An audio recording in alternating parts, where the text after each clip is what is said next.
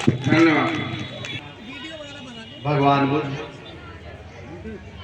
बोधिसत्व बाबा साहब डॉक्टर अम्बेडकर को नमन करते हुए मंच पर विराजमान भाई भारती जी, सतीश प्रेमी जी, पुष्पा जी, मौर्य जी, रविंद्र नाम है, क्या नाम है धीरेन्द्र जी, अशोक कुमार मौर्य जी, रविंद्र जी, आयोजन समिति के सदस्यगण, माननीय हुकुम सिंह जी, पिंटू जी, कपिल देव जी, अनिकेत जी, कौशल कुमार, दलवीर सिंह जी, रविंद्र जी, अनिल भाई, ललित कुमार जी, रविशंकर जी, अखिलेश कुमार, टीटू जी, आकाश जी, जीतू कुमार जी, प्रेम प्रकाश जी, कुलदीप जी, जिनका नाम रह गया वो क्षमा करना, क्योंकि कार्यक्रम का आयोजन करना बहुत मुश्किल काम होता है। भाषण तो दिन में हम लोग 5-5-6 जगह दे आते हैं, सबसे आसान काम है भाषण देना। सबसे मुश्किल काम है जो कार्यक्रम आयोजक होता है, उसको कई डर सताते हैं। पता नहीं भीड़ आएगी नहीं आएगी, पता नहीं मुख्य अतिथि आएंगे नहीं आएंगे, और जो संचालक होता है उसको तो बेचारे को सबके नखरे झेलने पड़ते हैं। तो कार्यक्रम आयोजन वाकई अपने आप में बहुत मुश्किल काम है। इसीलिए हर जगह कार्यक्रम आयोजन जो लोग करते हैं, जब तक के कार्यक्रम खत्म ना हो जाए वो बेचारे बहुत तनाव में रहते हैं और बड़ा सुकून महसूस करते हैं कि मुख्य अतिथि मुख्य वक्ता की तरह खिसके जल्दी से। खैर, आयोजन समिति ने, क्योंकि मेरा कार्यक्रम तो बिलारी में था, आप लोगों ने कहा कि नहीं यहाँ भी आइए, तो मैंने कहा चलिए। कई बार बहुत पहले शायद कभी यहाँ आया हूँ मैं, मुझे ध्यान नहीं किस जगह बुलाया गया था, पर आया हूँ मैं। उस समय सीओ सिटी रामपुर था। तो मैं आप सब लोगों को बधाई देता हूँ बाबा साहब की जयंती पर। मुझे मालूम पड़ा कि आप लोगों ने काफ़ी लोग जमा किए थे और बहुत अच्छा लगता है कि इस बार जो जन सैलाब था अम्बेडकर जयंती पर, मैं तो लगातार पूरे महीने ही अम्बेडकर में बिजी रहता हूँ, लेकिन कल जो जन सैलाब देखने को मिला, पहली स्पीच मेरी गाजियाबाद में थी, फिर दूसरी दोपहर में शाहजहाँपुर थी और मुरादाबाद में भी थी कल ही। फिर कल जाकर के 1:30-2 बजे लखनऊ पहुँचे, फिर सुबह 11 बजे करीब फिर चल दिए आप लोगों की सेवा में। अभी बिलारी जा रहे हैं, फिर उसके बाद लौटेंगे लखनऊ रात में ही। तो निश्चित रूप से आप लोग जो मेहनत करते हैं, आप लोग बहुत ज़्यादा बधाई के पात्र हैं। इस मेहनत को मैं आपकी बहुत बहुत जो श्रेय है आपके प्रति कृतज्ञ भी हूँ। भाई सतीश प्रेमी जी ने बताया पुराने वाक़या कई, तो वाकई बहुत पहले से आपके हमारे पारिवारिक ताल्लुकात भी हैं। यहाँ भी बहुत से जो नेता हैं, बहुत से बदायूं के खास तौर से जो लोग PCS हुए, IAS हुए, उन लोगों से काफ़ी संपर्क रहता था लगातार। और बदायूं में भी काफ़ी आए हम लोग, चंदौसी या संबल में भी पवन कुमार साहब हमारे छोटे भाई थे, डिस्ट्रिक्ट मजिस्ट्रेट रहे, और हम रहने वाले भी यही के हैं। तो आप लोगों से लगाव तो है, वो हमेशा रहेगा। कार्यक्रम में ज़्यादा आ पाएँ या ना पाएँ वो बात दूसरी है। अभी बात चल रही थी सतीश जी से और मूर्तियों के संबंध में बात चल रही थी। हमारा देश सब जानते हैं, पढ़ते भी हैं कि ये गानों में तो बहुत ज़्यादा सुनने को मिलता है, देश है वीर जवानों का, कोई कहेगा अलबेलों का, मस्ताने का, कोई कहेगा भारत में ये तीर मार दिए, वो तीर मार दिए। ठीक है, सब चीज़ों के होते हुए भी, लेकिन जाति एक ऐसी संस्था है जिसने सारा सत्यानाश कर रखा है। दुनिया के महानतम व्यक्ति यहाँ पैदा हुए, महामानव बुद्ध। दुनिया के महानतम सम्राट अशोक यहाँ पैदा हुए, और दुनिया के महानतम विधिवेत्ता, संविधान निर्माता यहाँ पैदा हुए। महानता की परिभाषा पूरी दुनिया में अगर पूरी किसी व्यक्ति पर, व्यक्तिगत, पारिवारिक, सामाजिक, राजनीतिक, अगर किसी व्यक्ति पे पूरी होती है तो वो ज्योतिबा फुले हैं, वो भी यहीं पैदा हुए। लेकिन यहाँ जो वर्ण व्यवस्था है, जो जाति व्यवस्था है, उसने इन सब महान लोगों के जो कार्य थे उन सब को जीरो करने में कोई कसर नहीं छोड़ी। बुद्ध के दर्शन को पूरी तरह से समाप्त करने का प्रयास किया। किसी तरह से गीतों में, साखियों में कबीरदास जी ने, रविदास जी ने रखा। जो सम्राट अशोक के अभिलेख थे पत्थरों पर खुदे हुए, उनको तोड़ दिया गया। 84,000 स्तूप बने थे, उन्हें तोड़ दिया। जो महल था इसके बारे में लिखा है इंसान ने और पाहियान ने। अगर विदेशी ना आते, चाइनीज ट्रेवलर, तो इस देश का इतिहास आपको नहीं मिलता। जो वो अपनी किताब में लिख गए थे, उस किताब के ऊपर ए.एल. बैशन ने किताब लिखी थी, the wonder that was India. जो लोग पढ़े लिखे हैं वो मेरी बातें कुछ नोट भी कर सकते हैं, मैं चाहूँगा, और उस पर गूगल पे सर्च भी करके आपको और ज़्यादा जानकारी होगी, क्योंकि मैं संक्षेप में सारी चीज़ें बताऊँगा। बच्चे ज़्यादा हैं, लेकिन फिर भी जितने लोग हैं पढ़े लिखे हुए हैं, मुझे पूरी आशा है कि वो चीज़ें समझ में आ भी जाएंगी। The wonder that was India किताब थी ए.एल. बैशन की। उसमें काफ़ी चीज़ें जो ह्वेनसांग ने और पाहियान ने, जो चीन के यात्री थे, उन्होंने इस देश में घूम करके देखा। नालंदा को देखा, आपके पड़ोस में अहिच्छत्र को देखा, और सारनाथ को देखा, तक्षशिला यूनिवर्सिटी को देखा। उन सब की दूरी कहाँ कैसे बनी हुई है, पाटलिपुत्र में कैसे महल बना हुआ है मौर्य साम्राज्य का, सारी चीज़ें उन्होंने लिखी थी। और जो वर्ण व्यवस्था के ठेकेदार हैं, उन्होंने उस सब को तोड़ मरोड़ के खत्म कर दिया। यहाँ तक कि लोग भूल गए कि उन अभिलेखों में कितनी बड़ी चीजें मिली हुई। अगर इस देश में अलेक्जेंडर कनिंघम ना आते, अंग्रेजों का आगमन ना हुआ होता, लोग कहते हैं कि उन्होंने हमें गुलाम बनाया था। ईमानदारी की बात यह है कि अगर कोई मीडिया वाला भी हो तो छाप ले मेरी तरफ से कि अंग्रेजों ने हमें आजाद किया था। अलेक्जेंडर कनिंघम अगर ना आते इस देश में, तो यहाँ खुदाई में किसी को पता नहीं पड़ता कि अहिच्छत्र कहाँ है। आपके पड़ोस में इतना बड़ा गौरव, यहाँ पर करीब करीब हजारों भिक्षु रहते थे और 100 संघाराम बने हुए थे। कुछ ने कहा कि 10 बने हुए थे। स्तूप भी था यहाँ अशोक का बना हुआ, और सरोवर भी था। किसी ने बता दिया कि साहब ये जो अशोक का स्तंभ का टुकड़ा है, ये तो गदा है किसी देवता की, किसी पहलवान की। तो वो हर चीज के लिए कुछ ना कुछ तैयार रखते हैं। उसको जेम्स प्रिंसेप ने पढ़ा, उस लिपि को जो लिखी हुई है सम्राट अशोक के अभिलेखों पर, और तब जानकारी हुई कि हमारे पास एक इतना बड़ा सम्राट भी था, जिस सम्राट ने पूरे देश पर राज किया और शासन प्रशासन को चलाया, और पूरी दुनिया में एक ऐसा उदाहरण प्रस्तुत किया कि हम भी शासन कर सकते हैं।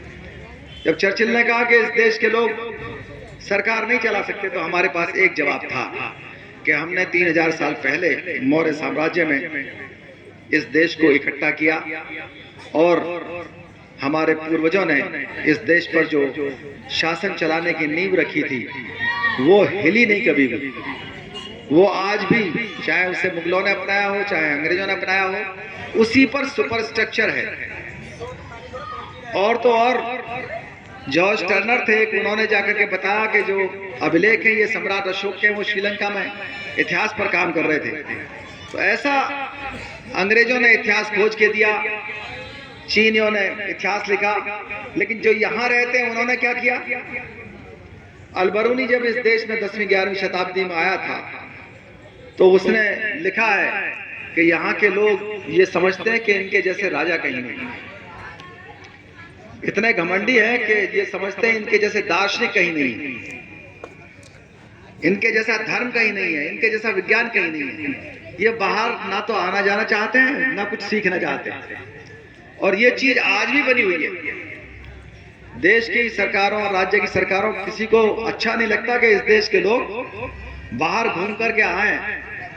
और जो इनके लोग अपने आप जाते भी हैं, कैम्ब्रिज यूनिवर्सिटी से जाते हैं, और वहां से आने के बाद उनको अगर आर्कियोलॉजिकल सर्वे ऑफ इंडिया में बना दिया जाए अधिकारी, तो वो ऐसी चीज ढूंढेंगे कि उनके जो अंधविश्वास और उनकी जो कथाओं में, कहानियों में, चमत्कारों में कोई चीज लिखी है उसको ढूंढेंगे साहब, वो तो गुजरात के अंदर समुद्र के अंदर दब गया है, ऐसी चीज ढूंढेंगे।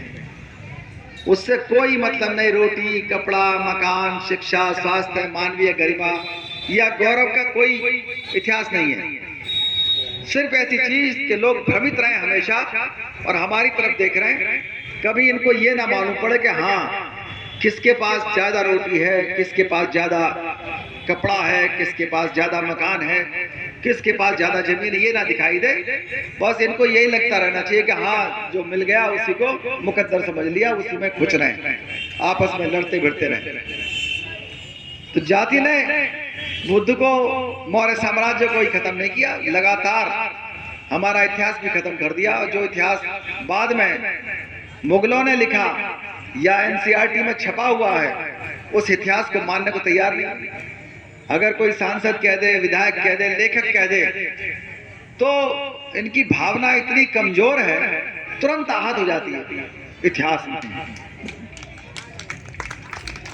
हम बुद्ध की बात करें तो आहत हो जाती है, अशोक की बात करें तो आहत हो जाती है, कहते नहीं साहब अशोक ने तो अहिंसा की नीति अपनाई थी। हम अगर संविधान की बात करें तो दुखी, आहत होगी भावना हमारी।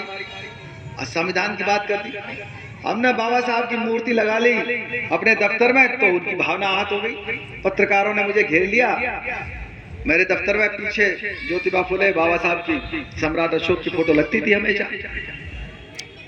उन्होंने कहा कि साहब ये क्यों लगा रखी है आपने? खैर बाद में सरकार ने आदेश कर दिया और वो अब लगने लगी। निश्चित रूप से उसका अच्छा असर है, उसके लिए हम लोग सबको धन्यवाद भी कहते हैं।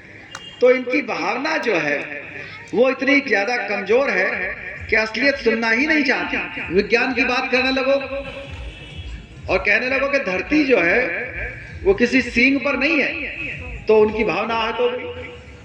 और कह दिया, उनके जो जज हैं वो भी ऐसे ऐसे निर्णय देते हैं, कहेंगे कैंसर और जो कोविड है उसका तो मूत्र पीने से इलाज हो जाता, और कोई कहते नहीं मूत्र पीने से इलाज नहीं होता, कहेंगे हमारी भावना आहत होगी। अरे भाई मूत्र पीने की अपील करोगे, ऐसे निर्णय करोगे क्या? तुम्हारी भावना क्या हो गई? हर चीज से आहत हो जाती है, कोई असलियत सुनने को तैयार नहीं, विज्ञान सुनने को तैयार नहीं। अब ऐसे में करे तो क्या करे भाई, भावना आहत हो रही है इनकी। आरक्षण की बात कर लिया तो समझो कि बिल्कुल उनका हाल ही खराब हो गया। तो सारी शिकायत जो है वो इस बात से है कि बाबा साहब ने भगवान बुद्ध के धर्म में जो अच्छी चीजें थी, सम्राट अशोक के अभिलेखों में जो अच्छी चीजें थी, universal declaration of human rights charter है यूएनओ का, उसके अंदर जो अच्छी चीजें थी वो सारी मूल अधिकारों में डाल दी। भारत का आगे चल करके क्या भविष्य होना चाहिए ये उन्होंने directive principles of state policy में डाल दिया, वो भी संविधान में आ गया। और पूरा का पूरा संविधान वो सब चीजें देता है, इतने अधिकार, इतनी चीजें, इतनी व्यवस्था कोई धर्म नहीं दे सकता, कोई संस्कृति, कोई परंपरा नहीं दे सकता। इस संविधान को भी लोगों ने कहलवाया, विदेशियों से भी और इस देश के लोगों से भी, कि ये संविधान नहीं चलेगा। आइवर जेनिंग्स एक नाम लिख लेना, आइवर जेनिंग्स एक विदेशी थे जो संविधान वेदता थे बहुत बड़े। उन्होंने कहा कि ये संविधान जो है वो चलने वाला नहीं है बिल्कुल। मद्रास के अंदर 3 दिन की एक कॉन्फ्रेंस हुई थी जिसमें संविधान निर्मात्री सभा के एक सदस्य थे अल्लादी कृष्णा स्वामी अय्यर, वो भी थे।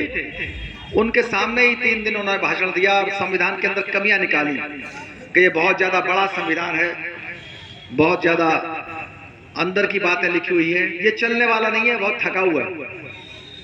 और जब उनको श्रीलंका का संविधान बनाने को दे दिया गया, उन्होंने भी संविधान पढ़े होंगे इधर उधर के, भारत के संविधान की भी जानकारी थी। उनके द्वारा बनाया हुआ संविधान 6 साल भी नहीं चला, बेकार हो गया। आइवर जेनिंग्स का। और शिकागो यूनिवर्सिटी में एक सर्वे हुआ कि संविधानों की जो उम्र होती है वो कितनी होती है। उस सर्वे में पाया गया कि संविधानों की उम्र 17 साल होती है। 792 करीब संविधान उन्होंने देखे थे और उन्होंने ये पाया संविधान कौन सा चलता है ज्यादा। उन्होंने बताया कि वो संविधान ज्यादा चलते हैं जो डिटेल में हो, जो कि भारतीय संविधान में सबसे बड़ा संविधान है दुनिया का, वो डिटेल में भी। जो कमी निकाली गई थी वर्ण व्यवस्था के ठेकेदारों ने, मनुवादियों ने, वो खासियत बन के निकली उस सर्वे में। आगे कहा कि जिसके अंदर स्पेसिफिसिटी हो, चीजें क्लियर करके बताई हो, वो भी बाबा साहब ने बिल्कुल क्लियर कर दिया। फिर उन्होंने कहा कि इसके अंदर इंक्लूसिव हो, अमेंडमेंट होते रहे तो चलेगा, ये भी बाबा साहब ने डाल रखी है। तो संविधान के अंदर कोई कमी नहीं निकली और केशवानंद भारती ने जो निर्णय था उसके अंदर बिल्कुल स्पष्ट कर दिया गया कि संविधान का बेसिक स्ट्रक्चर नहीं बदला जाएगा, इधर उधर की चीजें बदलते रहो जो काम आने वाली। पर ऐसा नहीं है कोई राइट टू वोट खत्म कर देगा, फंडामेंटल राइट्स खत्म कर देगा, कोई इस देश के लोगों का जो आर्टिकल 326 में अधिकार है वोट का, उसे खत्म कर देगा। तो निश्चित रूप से आज अगर आप सड़क पर चल रहे हैं, आपके बच्चे स्कूल जा रहे हैं, आपकी नौकरी लग रही है, आपको की FIR हो रही है, ठीक है, अत्याचार तो है, अत्याचार तो 70,000 अत्याचार आपके ऊपर, SC ST के ऊपर हर साल होते हैं, यानी कि 211 अत्याचार रोज। दुनिया के अंदर इतना आतंकवादी घटनाएं नहीं होती, इतने दंगे नहीं होते, इतने डकैती नहीं होती, इतनी लूट नहीं होती, जितने अत्याचार schedule caste schedule tribe per day होते हैं। और हमारी भावना आहत नहीं होती। अगर हम इस बात को कहें तो हमारी भावना भी तो आहत होनी चाहिए, लेकिन हमारी भावना आहत ज्यादा नहीं होती। इसको सुनकर के उनकी भावना आहत होती है। वो कहते हैं भाई ये बात कहनी बंद कर दो आप अत्याचारों के संबंध में, डॉक्टर BP अशोक जी, जय भीम करनी बंद कर दो और ये फोटो मत लगाया करो, हम आपको SSP जिस जिले का कहोगे उस जिले का बना देंगे। हमने कहा SSP नहीं, भारत का राष्ट्रपति बना दोगे तो डॉक्टर BP अशोक जय भीम करना नहीं छोड़ने वाले।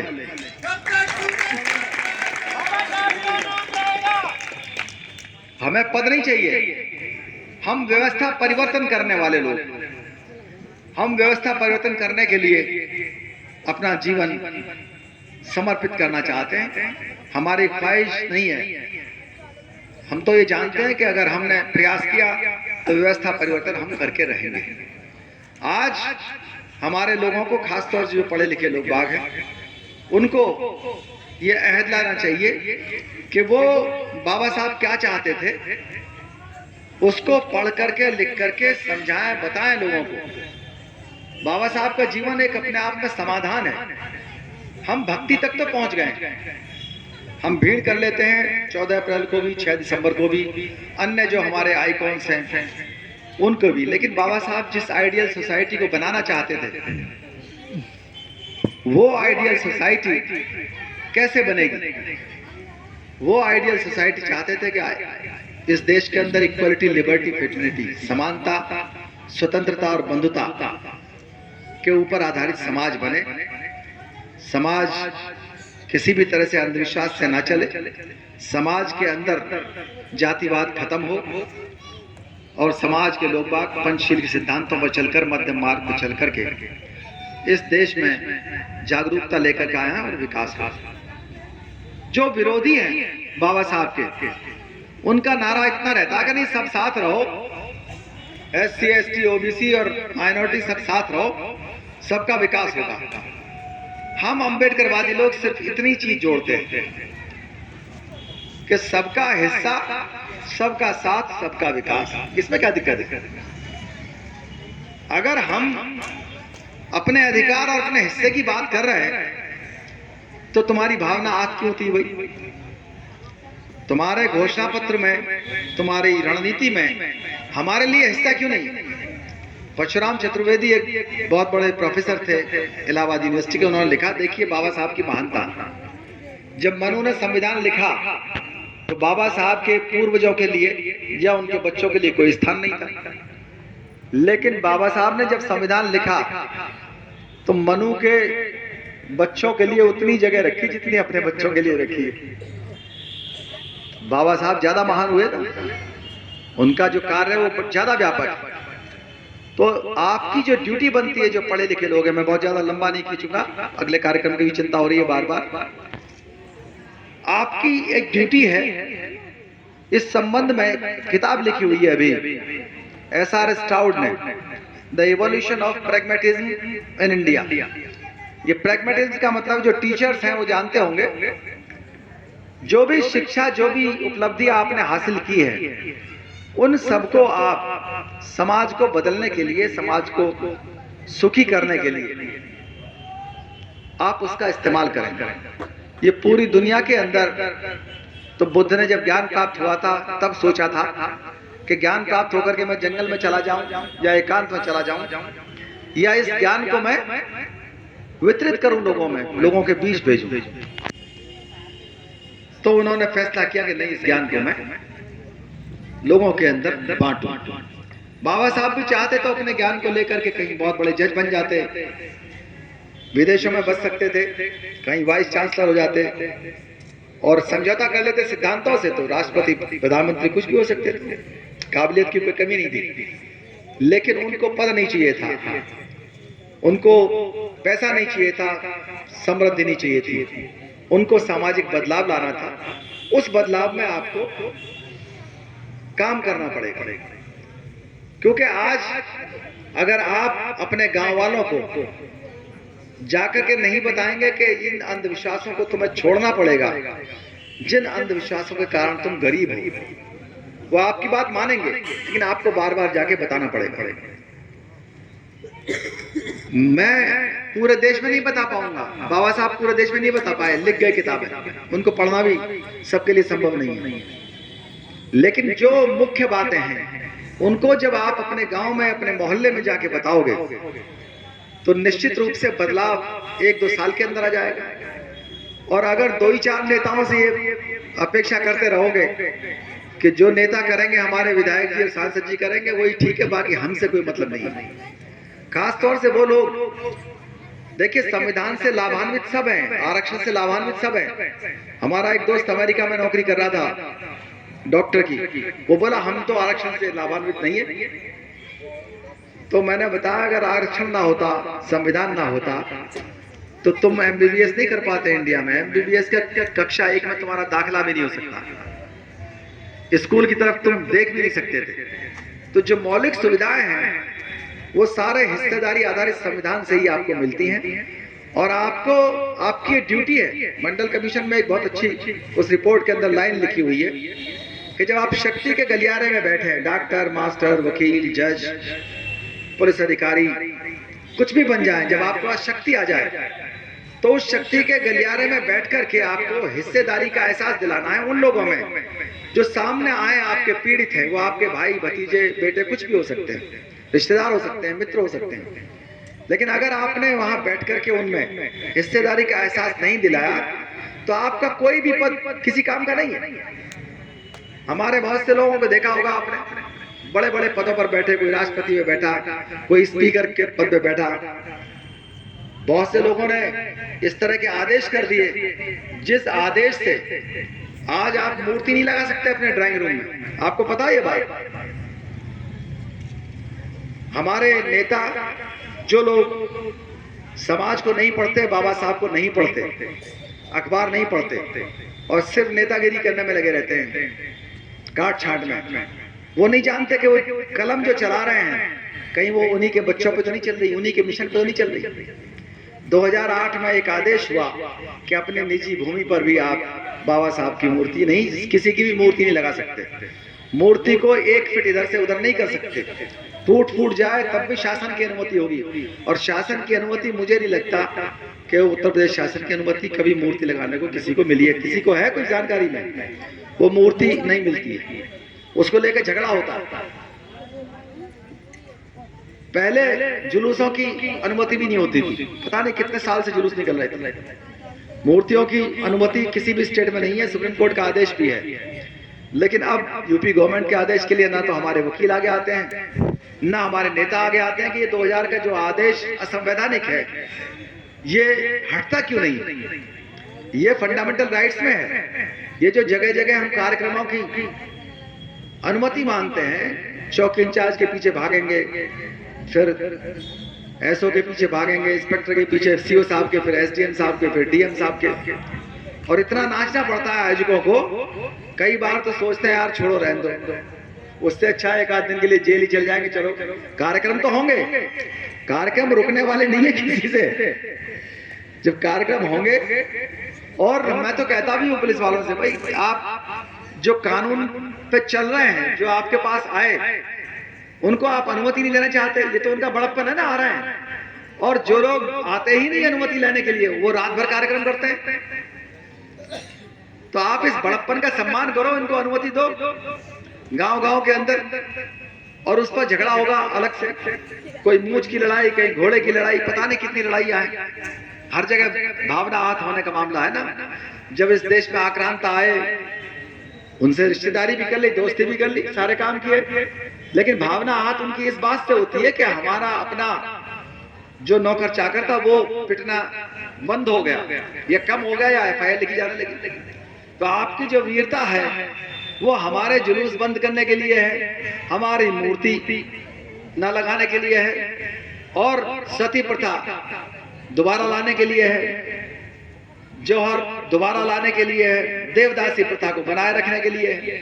कभी वैज्ञानिक रूप से सोचो ना, ये देवदासियां जो आज भी 5 लाख हैं देश के अंदर, ये किसकी बच्चियां हैं? उनको लगता है कि हमारी वीरता इसी बात में थी कि हमने बलात्कार कर लिए, हमने अवैध संबंध कर लिए, हमने अय्याशी कर ली। तो भाई इसका परिणाम अकेले लड़के ही पैदा नहीं होते हैं, लड़कियां ही पैदा होती हैं। क्यों सतीश जी? अवैध संबंधों से, बलात्कारों से, अय्याशी से, वेश्यावृत्ति से अकेले लड़के पैदा नहीं होते। तो डीएनए चेक करा लो देवदासियों का, वहां जो पहुंच थी, वहां पहुंच या तो जमींदारों की थी देवदासियों तक, या जो प्रीस्ट थे उनकी थी। तो ऐतिहासिक सत्य है, इसमें कोई बुराई नहीं है। लेकिन आप विदेशियों से तो कोई युद्ध जीत नहीं पाए, पानीपत का हो, चाहे प्लासी का हो, चाहे बक्सर का हो।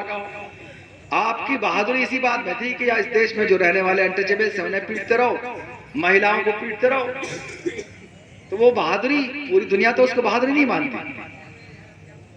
जो भी है, हमारे ही चीजों को रोका जाता है, हमारे जुलूस, हमारी मूर्ति, सब चीज को रोक करके आप क्या सिद्ध करना चाहते हैं? दबाए रखना चाहते हैं।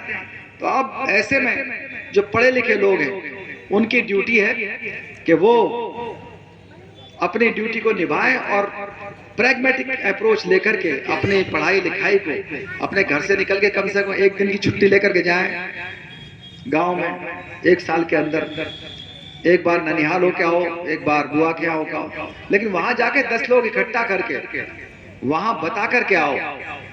और चीजें क्या बतानी है? बतानी यही है कि आपको अंधविश्वासों से कुछ नहीं मिलने वाला। अंधविश्वासों से मिलेगा तो उसको मिलेगा ना जो फैला रहा है।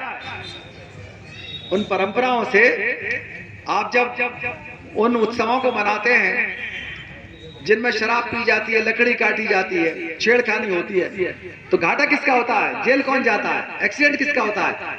जो पंचशील का पालन नहीं करता। और बाजार में सामान किसका बिकता है? जिसके पास दुकान है, वो उस दिन अपनी दुकान 3 गुना सड़क पर पुलिस से मिलकर के लगाता है, एनक्रोचमेंट करेगा, सामान ज्यादा बेचेगा, मिठाई ज्यादा बेचेगा। आप मिठाई खाओगे, आपको शुगर भी होगी, आप शराब भी खरीदोगे, आप शराब भी पियोगे। अब बड़ा डीजे लगा के डांस करेंगे, नहीं साहब, बुरा ना मानो।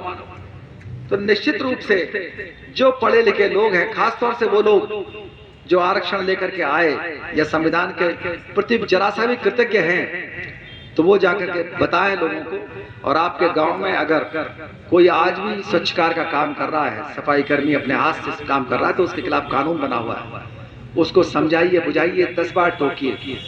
आज भी हर 5 दिन में एक स्वच्छकार समाज का व्यक्ति गटर में मर जाता है। जन्म से लेकर के मरते दम तक अंधविश्वासों को खत्म करवाइए। बाबा साहब ने प्रतिज्ञाएं दे रखी है, वो शोर मचाने की चीज नहीं है, वो अपनाने की चीज है। उसको घर घर बांटिए, समझाइए उसके बारे में, कैडर कैंप लगाइए 2 घंटे का। आप पढ़े लिखे लोग हैं, आप समझा सकते हैं। शिक्षा के क्षेत्र में लोगों को बताइए। आज पूरी दुनिया के अंदर स्टेम एजुकेशन का जमाना है। स्टेम एजुकेशन का मतलब है कि वो विषय पढ़ाएं बच्चों को जिन विषयों पर चल करके उनकी तरक्की होगी, साइंस पढ़ाइए, जो टेक्नोलॉजी वो पढ़ाइए, इंजीनियरिंग पढ़ाइए, मैथमेटिक्स पढ़ाइए, अंग्रेजी पढ़ाइए, लॉ पढ़ाइए। बाबा साहब ने लॉ की पढ़ाई पे बहुत जोर दिया। और हम तो कहते हैं जिस दिन आपके घर में, हर घर में एक वकील हो गया, 4-6 आदमी तो होते हैं आपके घर में, और आपने हर घर में एक लाठी रखनी शुरू कर दी एक आदमी के लिए। अगर 4 आदमी हैं घर में तो 4 लाठियां होनी चाहिए, 4 हेलमेट, 4 सीटी, ये सब चीजें रखिए, 4 टॉर्च रखिए। तो ये मैसेज जो दबंग लोग आपके पड़ोस में रहते हैं, मनुवादी रहते हैं, ये मैसेज वहां तक जाएगा कि इनके घरों में लाठियां रखी हुई हैं, इनको दबा के नहीं रख सकते। ये लाठियां निकल भी सकती हैं और आप ढूंढोगे, पता लगा लाठी क्या वहां कुछ नहीं है। ढूंढने पर जब सांप कीड़ा निकल आए तो आज की तारीख में लाठी नहीं मिलती। पुराने जमाने में लाठी लेकर लोग चलते थे। 4 लाठी रखने में क्या बुराई है? कम से कम जो आदमी सामने से डंडा मारेगा उसको रोक तो लेगा 1-2 बार। बिल्कुल मरने के लिए तैयार मत रहो, कुछ ना कुछ विरोध करना सीखो। लाठी रखना आपके आत्मरक्षा का अधिकार है। सुप्रीम कोर्ट ने भी कहा लाठी हथियार नहीं है। अच्छी लाठी रखिए, बुराई क्या है? कम से कम पिटने से ही बचाएगा। मारना तो चाहते नहीं किसी को, मारना मत। लेकिन अगर घर में 6 लोग हैं तो 6 लाठी रखने में बुराई है कोई? जरा हाथ खड़े करो, कितने घरों में रखने को तैयार है? सब तैयार हो तो कल लाठी खरीद करके घरों में रखो, मारना मत किसी को। लेकिन अपनी आत्मरक्षा का अधिकार आपको, पहले आईपीसी कहते थे, अब बीएनएस कहते हैं, वो धारा 34 से 44 तक देता है आपको ये अधिकार है, अपनी आत्मरक्षा का, अपने परिवार की रक्षा का, अपनी संपत्ति की रक्षा का। और ये आत्मरक्षा का अधिकार सबको बांट दो, वरना जो दबंग लोग हैं उनकी संख्या कम है, उनको संख्या भी अभी जाति जनगणना हो जाए तो मालूम पड़ जाएगा कितनी है। 9.6% रह गई आज, 15% वाला जमाना चला गया। और अभी तेलंगाना का कराया है कास्ट सर्वे 55.6% है। 40% रिजर्वेशन उन्होंने बढ़ाया ओबीसी का, 40% कर दो, पहले 32% था।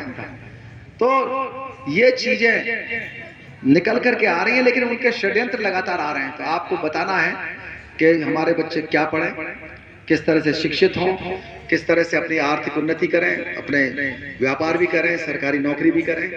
अंग्रेजी, जो बच्चा अंग्रेजी नहीं जानता वो समझो कि 33% मरे हुए लोगों में है। जो युवा हमारा अंग्रेजी नहीं जानता, जो लोग ड्राइविंग करना नहीं जानते वो भी 33% मरे हुए लोगों में है। 66% हो गया। और जो इंटरनेट का इस्तेमाल नहीं करता फोन का, वो भी 33% और मर गया। तो बढ़िया इंटरनेट फोन खुद भी लीजिए, अपने जीवन साथी को भी दीजिए, बच्चों को भी दीजिए।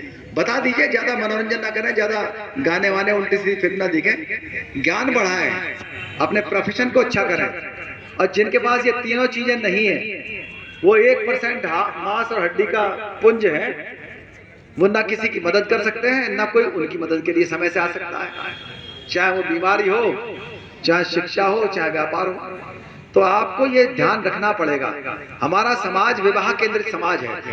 हमारी सारी महिलाओं को, रिश्तेदारों को एक ही चिंता रहती है कि लड़की 16 साल की हो गई। आज भी बाल विवाह पता है कितने, 27% से ऊपर इंडिया में बाल विवाह। और एक दूसरे से मिलेंगे तो यही पूछेंगे कि तुम्हारी लड़की की शादी नहीं हुई अभी तक, हंसी उड़ाएंगे, ताने देंगे। ये कोई नहीं पूछता कि आपकी बेटी कितनी पढ़ाई है, कितना दहेज मिला। हमारी जब शादी हुई थी, लव मैरिज हुई थी, तो हमको तो इतना ही बहुत था कि जेल नहीं गए। तो लोगों ने, हमारे खानदान के लोगों ने पूछा, तूने तो नाक कटवा दी, कलवा के लौंडा को तो जो है मोटरसाइकिल मिली थी, तुझे कुछ नहीं मिला। तो ऐसा बीमार समाज बदलना पड़ेगा ना। और बदलेगा कौन? बदलेंगे आप लोग। एक IAS अधिकारी थे, वो अपने रिश्तेदारों को इकट्ठा करके भूतों की कहानी सुना रहे थे। मैंने उनको कायदे से उनकी क्लास ली। मैंने, आपको शर्म आनी चाहिए, आप इनको IAS बनने के तरीके सिखाओ ना। आपके भाई भतीजे भांजे इकट्ठे हैं यहाँ, आप भूतों की कहानियां सुना रहे हो। भूतों की कहानियां तो इनको सैकड़ों साल से सुनाते आ रहे हैं मनुवादी लोग। आप उनको सिखाओ ना, कैसे टाई की गांठ लगती है, कैसे कोट पहनते हैं, कैसे दाढ़ी बनती है, कैसे स्वच्छ रहते हैं। और कैसे कार्यक्रम होते हैं। अकेले विवाह केंद्रित समाज से, अंधविश्वास केंद्रित समाज से काम नहीं चलेगा। आपको इस समाज को बदलने का जिम्मा है आपका, वरना एक ना एक दिन क्रिमिलेयर से भी निकाले जाओगे आप। और मैं तो चाहता हूं कि जिन लोगों ने आरक्षण से नौकरी ली है उन पर आरक्षण टैक्स लगाया जाना चाहिए, जो समाज पर एक पैसा नहीं खर्च करते। सबसे पहला टैक्स तो मेरे ऊपर लगाओ, मेरी तनख्वाह, मेरे पिताजी की तनख्वाह, मेरे बच्चों की तनख्वाह। हालांकि हम उससे ज्यादा खर्च कर देते हैं।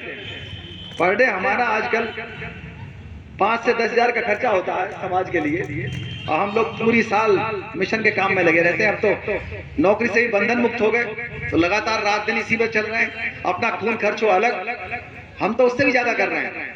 लेकिन जब सब पे टैक्स लग जाएगा और उस टैक्स से हमारे उन भाई भतीजों की पढ़ाई हो, उनके लिए छात्रावास बनाए जाए, जिनके बच्चे पढ़ लिख नहीं पा रहे, बच्चे होशियार जरूर हैं लेकिन वो दिल्ली यूनिवर्सिटी में इसलिए डर के मारे एडमिशन नहीं लेते, तो वहां रहेंगे कहाँ? 30,000 रुपये खर्चा होता है दिल्ली में।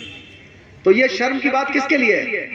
इस शर्म की बात हमारे लिए कि हम अपने परिवार तक सीमित हो जाते हैं। हमारे भाई भतीजे कहाँ हैं कहाँ नहीं है हमें पता नहीं। हमारे गांव कभी जाके देखना, हम लोग जब भी जाते हैं उनको इकट्ठा करके शपथ दिलवाते हैं कि हमारे गांव में कोई मृत्यु भोज नहीं होगा, कोई जातिवादी नाम नहीं रखेगा, कोई अंधविश्वासों पर नहीं चलेगा, और हर आदमी पंचशील का पालन करेगा। वो करते हो ना करते हो, प्रण लेते हैं। कुछ अंतर है। हमारे गांव में आज से 20 साल पहले भी 250 LLB थे, छोटा से गांव में, हर घर में वकील था। पिताजी ने इतनी जागरूकता की, तो ये जागरूकता आज की तारीख में हम सब लोग करेंगे तो काम आसान हो जाएगा। हर घर में वकील पैदा होगा तो आसानी से काम हो जाएगा। उस घर की तरफ जहाँ लाठियां रखी हैं, जहाँ वकील रहते हैं, उसके ना तो खेत कोई घेरने का प्रयास करता, ना घर पे कोई पत्थर मारता, और ना उससे जज पंगा लेता, ना पुलिस पंगा लेती है। अगर घर में एक वकील होगा, कितना वकील है यहाँ बैठे हुए? वकील लोग जरा हाथ खड़े करना। कभी पुलिस परेशान करती है आपको? थाने जाते हो कुर्सियां मिलती है? कोई कहता अबे वकील है जरा? नहीं कहता ना। रिटायर हो जाओगे तो भले ही IAS हो जाओगे तो हो जाएगा, लेकिन वकील रिटायर नहीं होता। वकील भले ही परेशान करते हैं जज को भी और पुलिस को भी, लेकिन वकील को कोई परेशान नहीं कर सकता। बाबा साहब ने संविधान ऐसा लिखा है, सबसे बड़ा ताकत तो दे दी न्यायाधीशों को, और वकीलों का वैभव हो गया उसमें। तो जो बढ़िया वकील है वो एक दिन में इतना पैसा कमा लेता है कि हमारी पूरी जिंदगी की पेंशन नहीं होगी, इतनी GPF नहीं होगा। इतना सम्मान वकीलों का है। और आप अगर शुरू करेंगे तो निश्चित रूप से इस समाज को आपको विवाह केंद्रित नहीं बनाना, इसको विकास केंद्रित समाज बनाना है। जब हमारी बिटिया पैदा हुई थी तो उस समय हम लोगों ने मिठाई बंटवाई पुलिस लाइन में भी और गांव में।